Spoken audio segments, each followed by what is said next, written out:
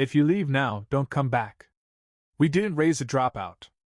My dad's voice echoed down the hallway like he was kicking me out of a courtroom, not our kitchen.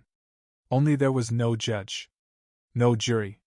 Just a half-eaten roast, my duffel bag at my feet, and the kind of silence that builds just before someone slams the door on you, metaphorically and literally. I was 19. And apparently, telling your parents you're not going to law school is the same as confessing to a felony in our house. See, I was supposed to be the one. The golden investment. The polished son who'd debate with professors, quote obscure Supreme Court rulings at Thanksgiving, and, my mom's favorite fantasy, one day become Judge Raymond Carter Esq. She even practiced introducing me like that at church. It made her feel powerful. Like her years of private tutors, weekend prep courses, and cutting the crusts off my sandwiches had a bigger purpose. But what they never understood, what they never even asked, was that I never wanted that life. Not once. I wasn't trying to rebel. I wasn't trying to shame the family name. I just didn't want to spend the next decade pretending I cared about tort reform when I could be out there building something with my hands.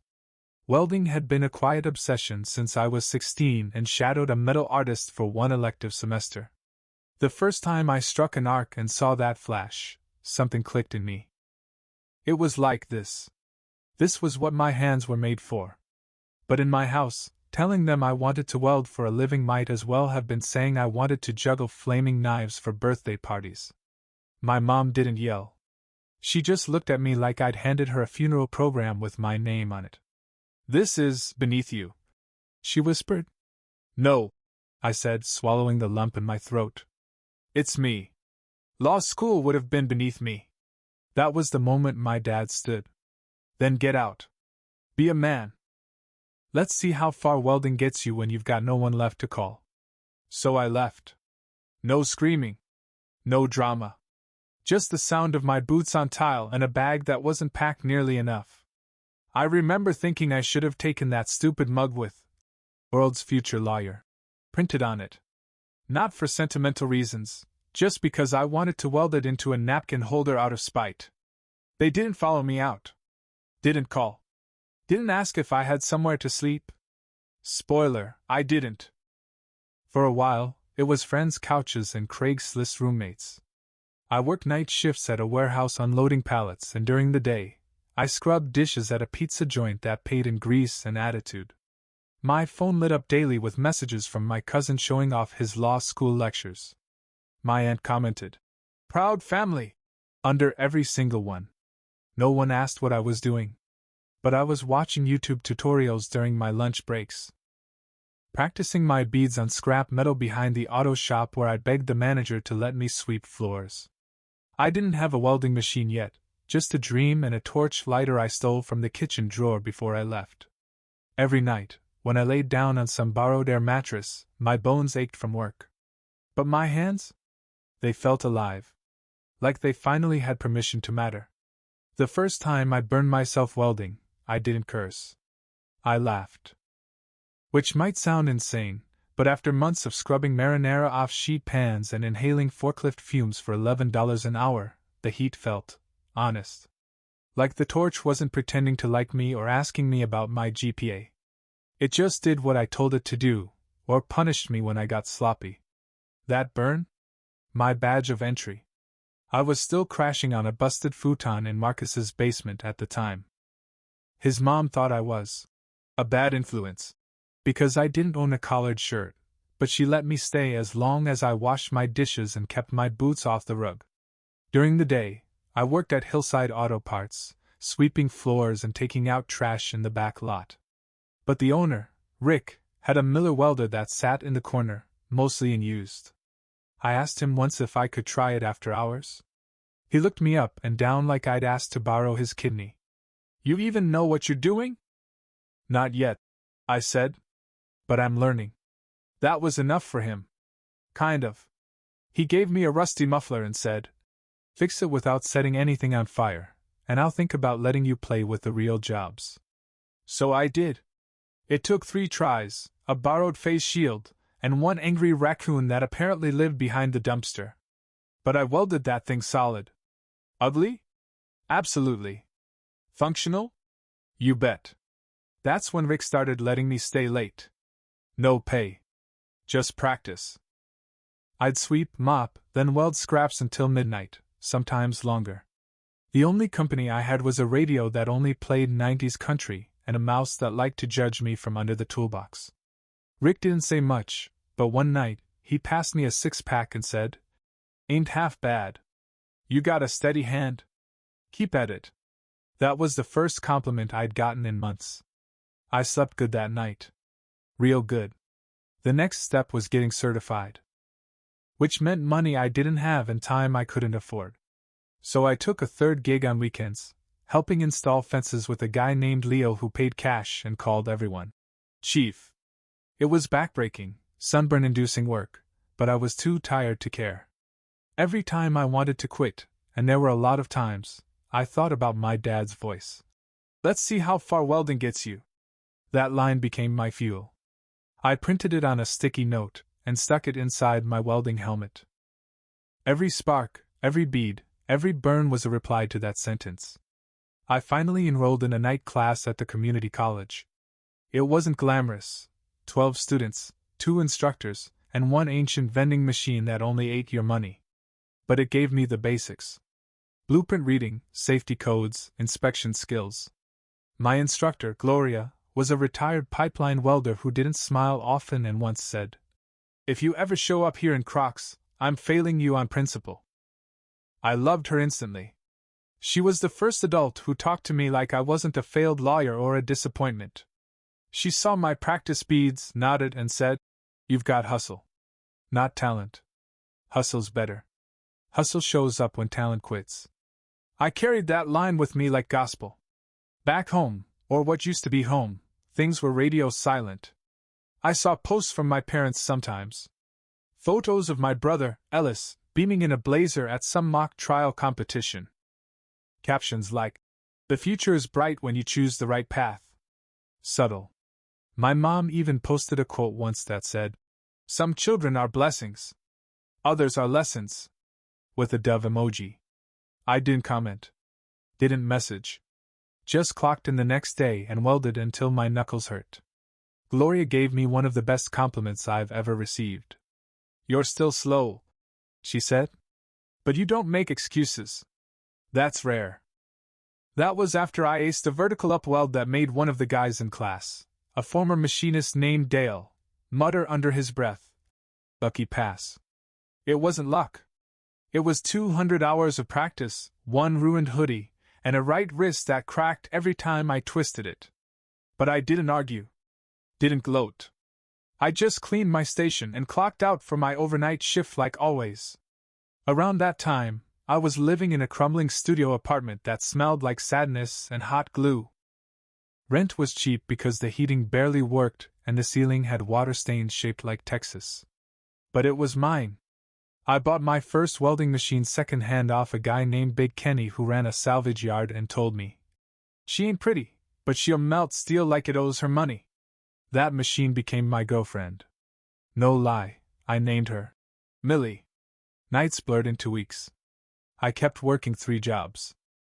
Gloria helped me prep for the state welding cert, and Rick, the auto shop guy, started handing me real tasks. Hitches. Exhausts.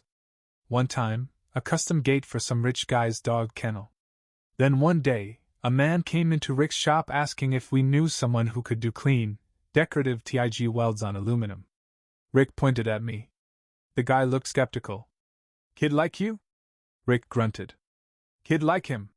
The man's name was Mr. Hanley. He was a retired aerospace engineer building custom motorcycles for fun, the kind of projects that ended up in magazines or deep Reddit threads. I thought he was joking when he said he'd pay me $1,000 to weld together a custom exhaust manifold with precision seams. "I've been through 3 guys who blew this," he said. "You get it right? I'll pay. You don't? I throw it in the scrap pile. No pressure." I worked 5 days on that thing, after shifts, during breaks, running on gas station coffee and adrenaline. Every pass had to be perfect. No splatter. No nonsense. Just clean, even beads like dimes stacked in a row. When I handed it back, he stared at it like he was holding something sacred. Then he smiled. "Can you do 5 more?"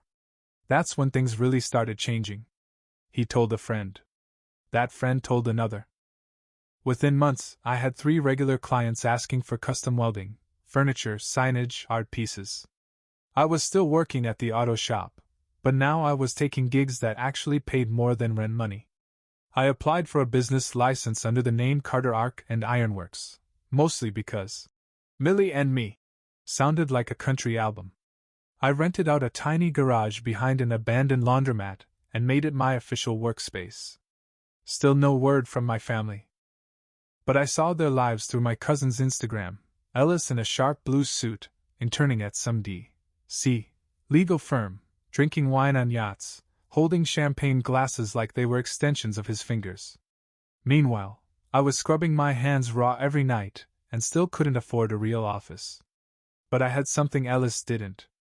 Every day, I walked into a space that belonged to me. My tools. My torch.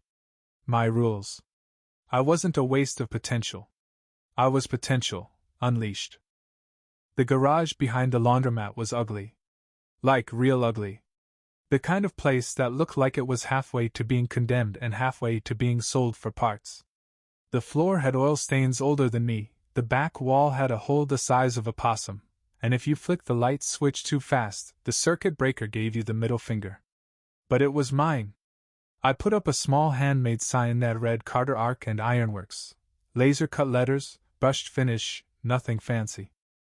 My buddy Marcus helped me hang it up with 2 rusty screws and a level we weren't 100% sure was level.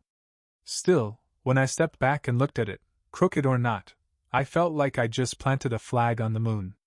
The first few months were quiet. I made more cutting boards with steel handles than I care to admit. One lady paid me in lasagna. I wasn't mad about it. Honestly, it beat the soggy burritos I'd been microwaving for dinner. But word spread. A custom motorcycle shop started sending clients my way for bracket work and aluminum detailing. A guy who built high-end barbecue pits hired me for decorative TIG welds. Even a local brewery asked me to fabricate some metal fixtures for their taproom. They wanted industrial but classy, which I translated as expensive-looking steel with extra elbow grease. Slowly, the space started transforming. I bought new tools. Installed a proper workbench. Replaced the flickering bulb with something that didn't buzz like a fly trapped in a mason jar. Painted over the weird stains on the walls, though I left one that looked like Elvis because Diego swore it brought good luck. I even patched the possum hole with a scrap sheet of diamond plate and labeled it Emergency Exit. Later, I added a sticker that said, "Break in case of toxic family visit." Diego lost it. It still wasn't pretty. But it worked. And people started noticing. I got featured in a local newsletter under Tradesman to Watch.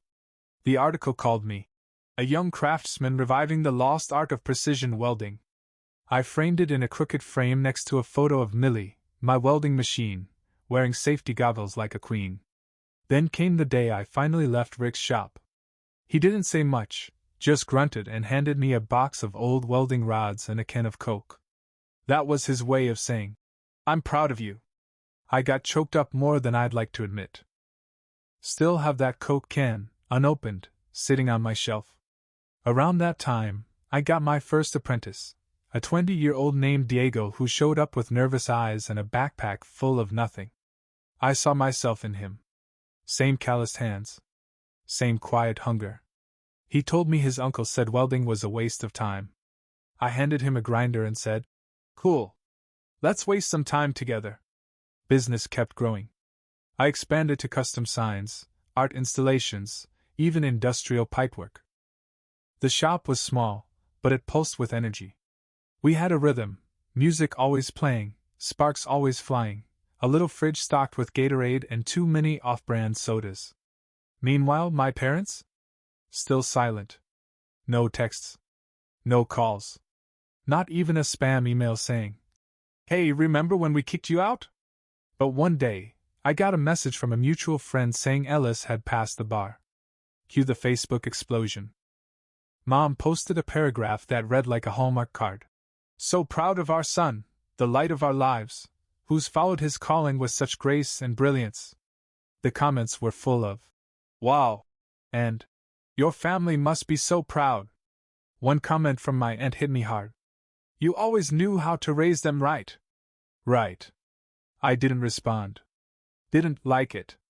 Didn't exist, as far as they were concerned.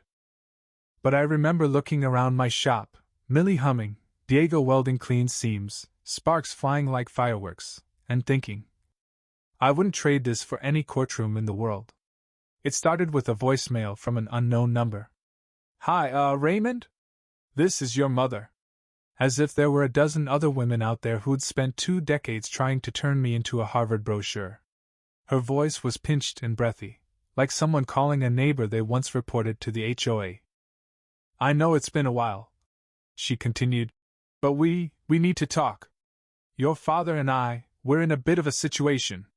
It's legal." Legal. Of course it was. After years of radio silence, after I'd been booted out with a duffel bag and a "Let's see how far welding gets you." Suddenly they were saying the one word that used to be my whole identity. I let the voicemail play on speaker while I cleaned up the bench. Sparks still floated from Diego's station, and somewhere in the back, Millie gave a groan like she was tired too. I stared at my phone as Mom's voice tripped over itself. "It's not criminal or anything," she clarified quickly. "Just complicated. It's about the property line, and some paperwork your father mishandled. And now the city's threatening to fine us." The next voicemail was from Dad. "Ray. It's your father. I know things ended rough, but this isn't about that. We just need someone smart to walk us through this crap. Ellis doesn't deal with zoning law. We thought maybe you knew someone. Or maybe you've, grown past all that stubbornness." "Ah, yes. Stubbornness. That's what they called it when I wanted to make something with my hands instead of memorize precedent cases written by powdered wig men 200 years ago." I didn't respond. Not immediately. Instead, I closed the shop early, sat in my car, and let the old feelings roll in like rust. The night I left home, the cold wind slicing through my hoodie. The look on Dad's face like he was firing an employee, not kicking out his son. The silence that followed me through 3 apartments, 4 jobs, and 100. "You still around?" Texts I never sent. Then Mom's third voicemail landed. "It's just, I thought maybe, after everything, you might regret not finishing law school. You'd be in a position to really help people right now." I almost dropped my phone. Regret? That word used to haunt me. I used to lie awake wondering if I'd made the biggest mistake of my life. If I'd wake up at 40 with back problems and burned fingertips and no one to call. If they were right. But now I owned a business. I trained apprentices. I paid my bills early. I got thank you letters from clients who said I saved their projects, saved their deadlines, saved their necks. I didn't regret a damn thing. I walked back into the shop and snapped a photo. On the workbench, my shop keys with the faded orange tag that read, Arc Lord. My welding helmet, the one with Millie's boy scribbled in silver sharpie. A receipt from a custom staircase job I'd just finished. And right beside it, my phone screen, pulled up to my bank balance. It wasn't 7 figures. It wasn't flashy. But it was honest. And clean. And all mine. I sent the photo. No caption.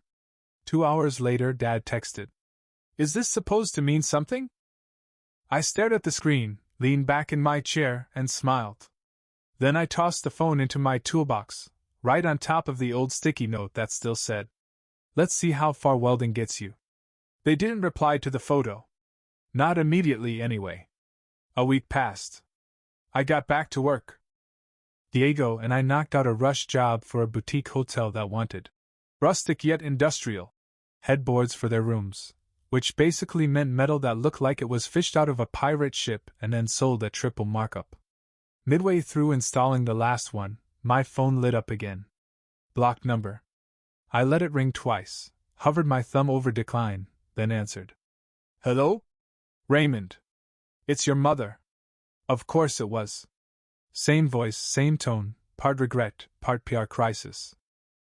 Like she was trying to write a press release mid-apology. We saw the photo, she said, like it had arrived via carrier pigeon. That wasn't necessary. Neither was kicking me out, I replied flat. She paused. I could hear the faint stir of a spoon in a teacup. She always stirred when she was nervous, as if sugar could dilute tension. I know we weren't kind, she said eventually. But we were scared. You threw everything away. We thought you'd come back eventually. Everyone goes through a phase. A phase? That was rich. I didn't say anything, so she kept going. Look, your father and I are in a difficult position. The zoning board's threatening to fine us over the porch extension. Ellis says it's not his area. And I just thought maybe you'd help. Just give us a referral. Or talk to someone for us. You know. As a gesture. A gesture. Like the years of silence could be erased with a courtesy call. Why now? I asked. What do you mean? You've had my number. Or could have. There were a dozen holidays, birthdays, even the time I got featured in Modern Trades magazine. Where was this version of you then? Another pause. I imagined her in the kitchen, sitting in the same spot where my dad once told me I was, wasting my potential. Probably the same chair. She exhaled. People make mistakes. But we're family. And family forgives. They come back. Now that one almost made me laugh. Funny how the people who shut the door are always the first to remind you that it's unlocked, years later, when they need something. I'm not a lawyer, I said finally. I know, she said quickly. But you're successful now. We saw the photo. The keys. The bank thing. You've done well, Raymond. Really. We're proud. You don't know me, I said. There it was, the line that had lived rent-free in my chest for a decade. Because it was true. They didn't know me. Not who I became. Just who they wanted me to be. And when I didn't fit the mold, they threw me out like a bad batch of clay. Well, she said, her voice tightening, Ellis was laid off. And your father's back isn't what it used to be. We're thinking about selling the house. Maybe if things had gone differently, you'd come stay with us. Help us through this. You mean the house I got kicked out of? Don't be cruel, she said. That actually stung. Cruel, I repeated slowly. You want cruel? Cruel was handing me a trash bag of clothes and locking the door. Cruel was not even texting to ask if I made it home that night. Her voice cracked, barely above a whisper now. We didn't know how to fix it. You still don't, I said. I could hear her breathing, sharp and uneven. I closed my eyes. And for a moment, I was 19 again. Cold night. Backpack slung over one shoulder. Wondering where I'd sleep. Hoping I didn't look as scared as I felt. And now? Now I was standing in a shop I built from nothing, with my name welded into the back wall. I'm busy, Mom, I said. I've got a full team depending on me. A business to run. And no time to look backward. But tell Dad to call zoning himself, I said. It's good practice. Never too late to go back to school. And then I hung up. Not in anger. Not in spite. Just with a quiet certainty, like welding two clean seams together and watching them hold. 2 weeks passed. No calls. No texts. No blocked numbers with desperate voicemails this time. Just silence. The kind of silence that doesn't beg or bargain. The kind that sulks in a corner and waits for the next opportunity to pretend nothing happened. But I didn't dwell. We had a deadline. Diego and I were installing a massive signage piece for a tech startup downtown, one of those buildings with kombucha on tap and chairs that look like abstract art but feel like folding rocks. They wanted their company name suspended from an exposed beam in the lobby, all brushed steel and invisible welds. Something that screams innovation, the marketing guy had said. I nodded politely. What I wanted to say was, I scream arc flash and back pain, innovation is extra. We worked 12-hour days that week. Diego scorched a sleeve. I cracked a knuckle on a scaffold. Millie overheated once and threw a tantrum mid-pass. But we got it done. Welds clean, edges smooth, polished to that perfect modern industrial glow that makes clients think you must have gone to design school, when really, you just know how to sand at the right angle. When it was finally hoisted into place and bolted down, I stood back with Diego and looked at it. Big block letters, slick and professional. A year ago, we wouldn't have even been in the building. Now we were leaving our fingerprints, metaphorically, on the ceiling. You ever think you'd get here? Diego asked, pulling off his gloves. I thought about it. No, I admitted. But I knew I'd never get here if I didn't try. And keep trying. Even when everyone said it was stupid. He nodded slowly. My uncle still says it's stupid. He'll change his tune when your paycheck pays for his roof. Diego grinned. That night, when I got home, boots heavy, back sore, grease under my nails, I found it. An envelope. No return address. No text heads up. Just R. Carter. Written in my dad's handwriting. Tight, clean block letters. I used to see that handwriting on permission slips and birthday cards. It hadn't changed a bit. Inside, a letter. Printed, not handwritten. But signed in blue ink, unmistakably his. Raymond. You were right to walk away. I didn't see it then, but I do now. You built something out of nothing, not with books or degrees, but with grit. I've never understood that world, but I respect it now. We were wrong. Your mother and I may never say the right things. But that doesn't mean we don't think them. You didn't fail. You chose differently. And I hope one day you can forgive how we handled that. P.S. The city ruled in our favor. Turns out it was the contractor's fault after all. Still not sure what zoning law even is. Dad. I didn't cry. But I didn't move for a while either. I just stood in the kitchen, holding that letter like it might vanish if I blinked too hard. The words didn't make everything better. They didn't rewind time. But they weren't hollow either. And that surprised me more than I wanted to admit. I folded it carefully and slipped it into the drawer in my shop where I keep old receipts, dusty bolts, and one faded sticky note that still says, "Let's see how far welding gets you." Then I grabbed a fresh sheet of steel and walked over to Millie. I etched the words. You didn't fail. You chose differently. Welded it into a plate with slow, steady beads. No rush. No noise except the hiss of the torch and my own breathing. I mounted it above the front door, right beneath the Carter Arc and Ironworks sign. No neon. No spotlight. Just a quiet sentence in steel. Proof that I'd made it. And I'd done it my way. 3 months after the letter, I got an invite. A family wedding. Apparently, my cousin Ashley was marrying some financial advisor with a man bun and a Tesla. The RSVP came with a note in my mom's handwriting. Would love to see you there. Bring whoever you like. Nice of them to remember I existed. I didn't go. Not because I was bitter, okay, maybe a little, but because that weekend, I had a job welding a railing on a cliffside property overlooking the lake. They needed someone with precision and guts. I had both. The view was better than any wedding slideshow anyway.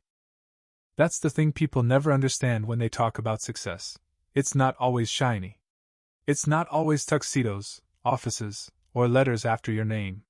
Sometimes it's calloused hands, a loyal crew, and the sound of sparks flying off steel. Sometimes it's silence, the kind that doesn't ache anymore. I don't hear from my parents often. Once in a while, a forwarded chain email.